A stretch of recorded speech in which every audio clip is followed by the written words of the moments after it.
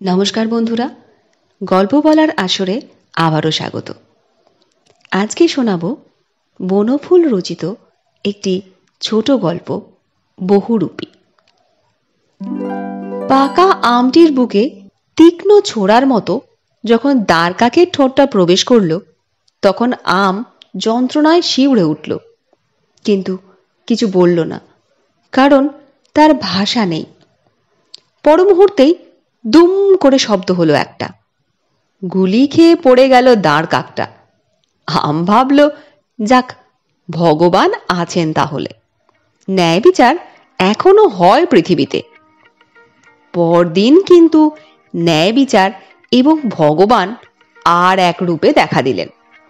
একটি লোক গাছে উঠে আমটিকে মুচড়ে ছিঁড়ে নিল মোটা থেকে, পড়ল একটি থলের ভিতর। সেখানে আরো অনেক ছিন্নবৃন্ত আম রয়েছে। একটু পরে তাদের নিয়ে গিয়ে স্তূপীকৃত করা হলো পাকা মেঝের উপর।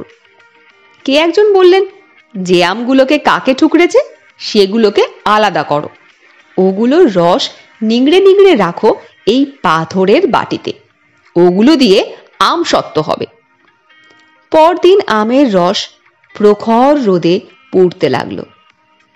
আমের আইন, কাকের আইন আর মানুষের আইন এক নয়, আইন বহুরূপী।